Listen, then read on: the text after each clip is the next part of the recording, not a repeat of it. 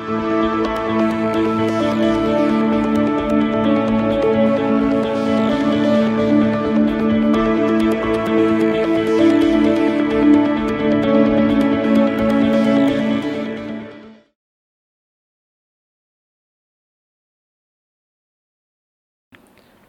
Intelijen Negara nomor 17 tahun 2011. Ini adalah undang-undang pertama yang dihasilkan DPR dan pemerintah, ya, dan ini inisiatif DPR sejak Indonesia merdeka tahun 45. Jadi kehadiran undang-undang ini tentu saja menjadi sangat penting agar setiap institusi di dalam negara, termasuk institusi dalam pemerintahan dan lebih khusus penyelenggara intelijen itu bekerja berdasarkan acuan undang-undang, karena kita kan negara hukum, ya, itu satu. Dan di dalam undang-undang intelijen ini ada satu prinsip penting bahwa penyelenggaraan intelijen itu harus dilakukan secara profesional, gitu ya, sesuai dengan prinsip-prinsip kerja intelijen. Tetapi pada sisi lain, dalam iklim demokrasi, ya, maka seluruh penyelenggaraan intelijen itu juga harus tunduk pada hukum, satu. Yang kedua, menghormati nilai-nilai demokrasi, dan yang ketiga, menghormati nilai-nilai hak asasi manusia.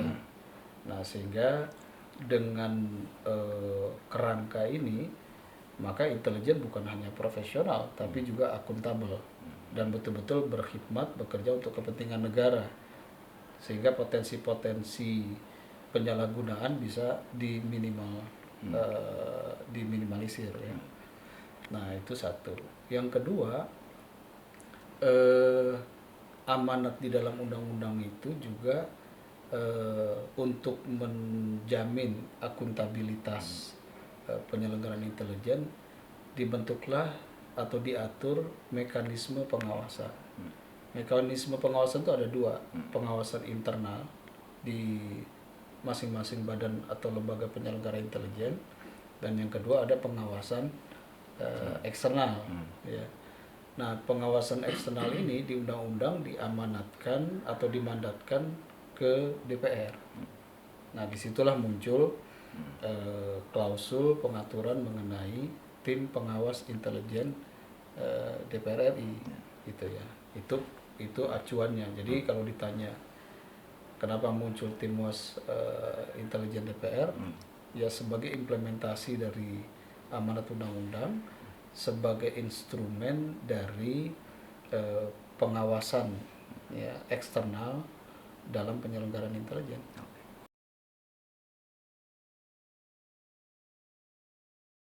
Fungsi tugasnya pertama secara umum memastikan seluruh penyelenggaraan intelijen tadi tunduk pada hukum, dan yang kedua menghormati nilai demokrasi, dan yang ketiga menghormati hak asasi manusia. Itu secara umum.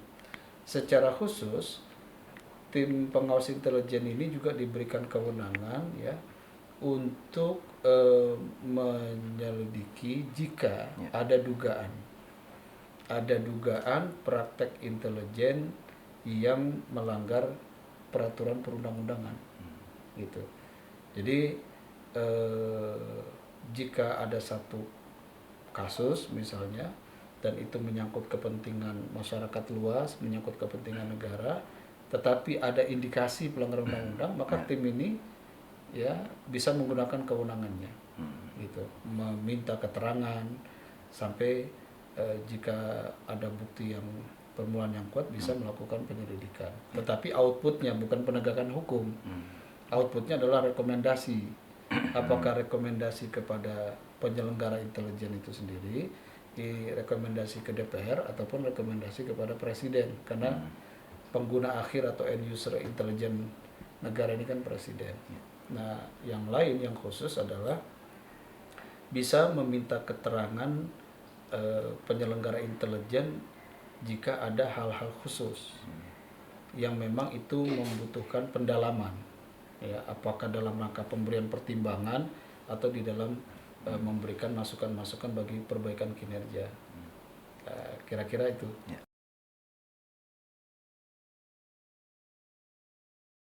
Undang-undang ini disahkan akhir 2011. Ya. Dalam undang-undang itu ada amanat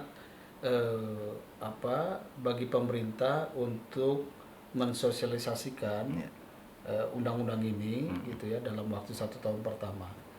Jadi kalau kita lihat akhir 2011 ini undang-undang selesai, maka 2012 itu fase atau masa bagi pemerintah termasuk juga DPR untuk mensosialisasikan undang-undang ini ke berbagai pemangku kepentingan langsung atau nggak langsung. Nah, kemudian pada saat yang bersamaan undang-undang ini kan juga mengatur hal-hal menyangkut kelembagaannya. Nah, oleh karena itu kita ingat 2012, 2013, 2014 ya. Itu adalah fase di mana pemerintah dan DPR secara bersama-sama fokuskan kerjanya pada pembangunan atau penguatan institusi penyelenggara intelijen, khususnya BIN ya. Karena ada reorganisasi, ada penataan ulang SDM, keluar Perpres mengenai tata organisasi dan seterusnya. Selain juga mulai ada penyesuaian implementasi fungsi-fungsi yang diperluas. Contohnya adalah fungsi koordinasi ya. Nah, kita ingin memberikan ruang bagi penyelenggara intelijen untuk membangun organisasinya mulai melaksanakan fungsi-fungsi yang diatur oleh undang-undang. Selain juga kalau kita lihat mulai 2012 dukungan anggaran terhadap BIN misalnya itu kan mengalami peningkatan secara signifikan. Nah, kemudian 2014 kan ada pemilu, ada pergantian DPR yang baru. Nah, 2015 ya kita juga tahu kondisi DPR sibuk dengan urusan politik gitu ya. Sehingga saya menilai sebagai pimpinan komisi belum ada momen yang tepat yang kondusif untuk DPR ini membentuk tim pengawas intelijen ya. Nah, baru memasuki 2016 inilah saya menilai momentumnya tepat. Proses implementasi undang-undang dalam pembangunan kelembagaannya, dukungan anggarannya, situasi politik DPR sudah mulai kondusif, lalu ini dimunculkan. Jadi menurut saya ini konsekuensi dari tahapan-tahapan implementasi undang-undang aja.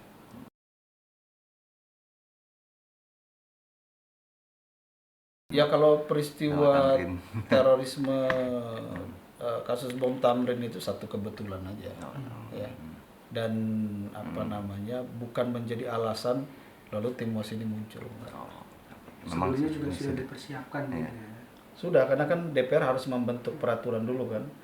Sebagai contoh, peraturan DPR tentang tim WAS intelijen ini kan baru selesai 2014 ya, baru 2014.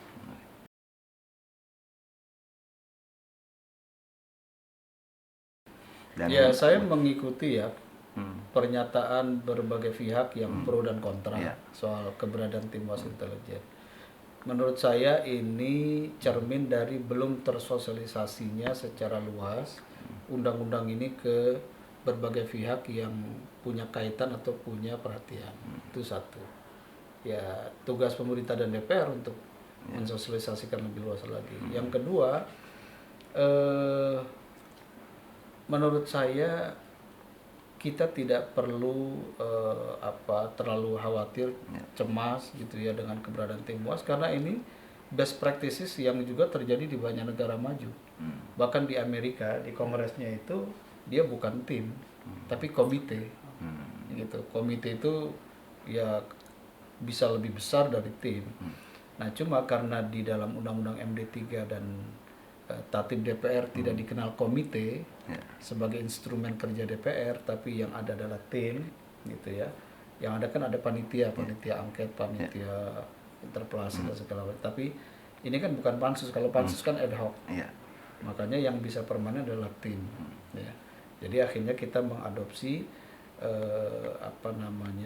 bentuk organisasinya tim. Jadi ini di luar negeri, negara maju, ini hal yang biasa terjadi ya. Bahwa ada kekhawatiran bocor informasi intelijen, saya ingin mengatakan begini, anggota tim Was intelijen ini bukan agen intelijen, ya, yang di kepalanya itu, dalam dirinya itu tersimpan begitu banyak informasi intelijen. Enggak. Kalau kita bicara kontra intelijen, yang menjadi sasaran kontra intelijen itu siapa biasanya? Ya aparat intelijen atau agen intelijen, ya, gitu. Nah, tim Was ini adalah orang-orang yang tadi ingin diberi kewenangan untuk memastikan, diberi kewenangan dan tugas untuk memastikan penyelenggara intelijen negara ini taat hukum, tidak melanggar nilai-nilai demokrasi dan menghormati HAM, itu aja. Ya, bukan berarti semua informasi intelijen itu ada di kepalanya, enggak.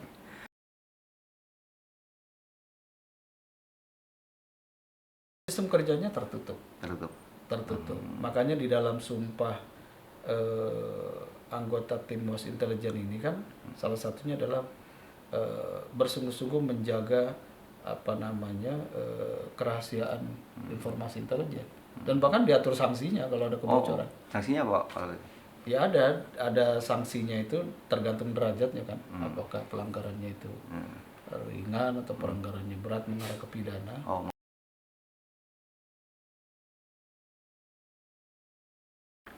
Kalau dibilang boros anggaran enggak juga, karena tim ini di dalam peraturan DPR tidak punya hak-hak protokoler. Jadi nggak ada gaji khususnya, nggak ada, gitu ya.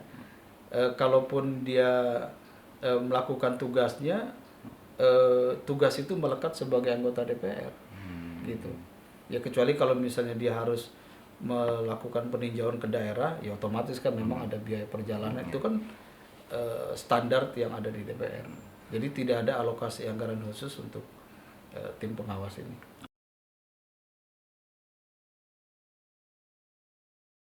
Yang pertama, kami akan menyamakan pemahaman dulu di tim ya, mengenai undang-undang, mengenai tatip, mengenai cara kerja, sehingga seluruh anggota tim ini punya pemahaman yang sama. Itu satu. Ini juga terkait dengan tanggung jawab ya. Nah, yang kedua, kami akan dalam waktu dekat memang akan bersilaturahim dengan penyelenggara intelijen negara, ya, agar mereka juga punya pemahaman yang sama. Saya sering mengatakan tim Was intelijen ini bukan lawannya penyelenggara intelijen, tapi ini partner atau mitranya. Gitu. Justru harus dipandang tim Was ini partner untuk membantu mereka agar tidak terjadi pelanggaran undang-undang. Gitu. Nah, ini perlu kita silaturahim. Adapun agenda kerja secara khusus tidak ada, karena kita tidak bekerja berdasarkan program yang mau dibikin, bukan. Kita ini bersifat pengawasan. Kalau ada persoalan baru kita mengaktifkan fungsi-fungsinya.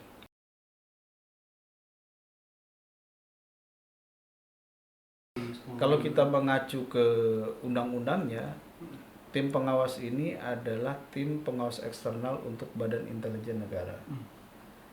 Tetapi kalau kita lihat di undang-undang, Badan Intelijen Negara itu selain dirinya sendiri melaksanakan fungsi-fungsi intelijen, Badan Intelijen Negara juga menyelenggarakan fungsi koordinasi pelaksanaan fungsi-fungsi intelijen, sehingga BIN itu berkoordinasi dengan Badan Intelijen Strategis TNI, berkoordinasi dengan Intelkam Polri, Kejaksaan, dan yang lain-lain.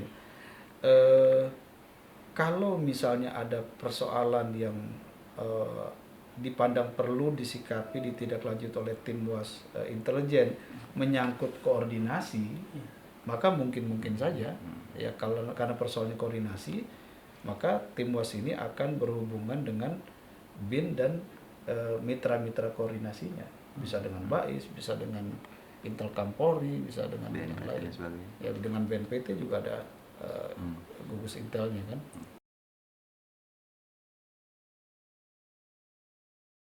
Ya, jadi di undang-undang ini anggota tim Was itu adalah perwakilan fraksi masing-masing satu orang ditambah seluruh unsur pimpinan dari komisi yang membidangi intelijen.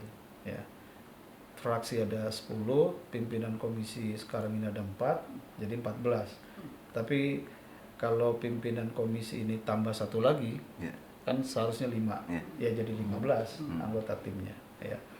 Nah, apa yang jadi pertimbangan seseorang ditugaskan di tim ini itu memang menjadi kewenangan dan penugasan dari fraksi masing-masing. Tetapi ketika kami menyampaikan surat ke fraksi, kami sudah sampaikan undang-undang intelijennya, kemudian peraturan DPR mengenai tim pengawas intelijennya untuk dijadikan pertimbangan, sehingga fraksi nanti bertanggung jawab terhadap anggota yang ditugaskan masuk di tim pengawas.